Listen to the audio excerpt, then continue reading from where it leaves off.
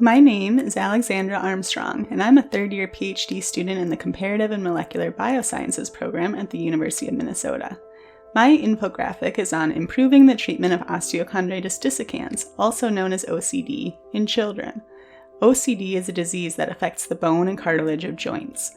OCD can lead to pain and require surgery in some cases to either remove the damaged cartilage or to try to stabilize and heal the cartilage and bone.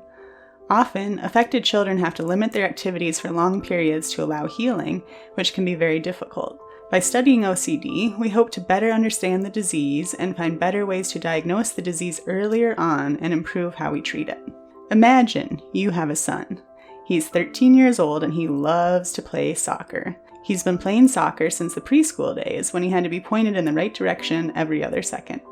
Now he's a striker and on the path to becoming a varsity athlete, and you couldn't be more proud. He comes home after a tough game, limping and holding his knee. You quickly schedule a doctor's appointment to get him checked out. You go over the game and his last 48 hours in your head, trying to figure out what might be going on. You'd probably never guess that one of the major differentials for his knee pain involves a disease that might have damaged his bone and cartilage several years ago. It turns out your son is suffering from osteochondritis dissecans, or OCD, which has puzzled parents and doctors alike for years.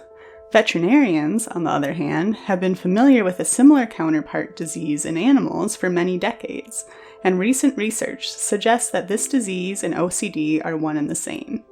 In animals, we have been able to look at X-rays and tissue early on in the course of the disease, which has helped us understand how the disease begins, progresses, and eventually becomes a clinical problem. Based on past studies, we believe that this disease in animals is the same as OCD in humans.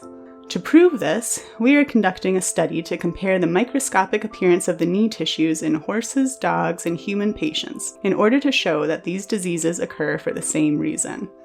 In horses, pigs, and dogs, we know that loss of blood supply to the growth cartilage early in life causes damage to the cartilage, and that in some cases, that damage can lead to joint pain and fragmentation of the cartilage and bone. Often, trauma to the tissue leads to pain and clinical presentation, just like in your son. This trauma disrupts the already diseased tissue. Our study is a collaborative effort, combining veterinary pathologists, orthopedic surgeons, and pediatric surgeons. The study involves collection of tissue from children diagnosed with OCD who need surgery as part of treatment. Surgeons collect the tissue with a narrow needle, and we assess it with a microscope. By comparing the microscopic appearance of the tissues from affected animals and comparing these with what we see in the tissue from affected children, we will be able to show that the disease has the same appearance and therefore the same underlying cause. This cause is the failure of the blood supply to the growth cartilage early in life. This conclusion will allow us to both improve our understanding of this disease and to find better ways to diagnose and treat children. You can help us in several different ways. Please spread the word to family and friends. This will not only help educate others, but will help us identify patients who may be great candidates for our study. If you are a veterinarian or an orthopedic surgeon, please contact us to find out how you can submit samples for our study. Thank you.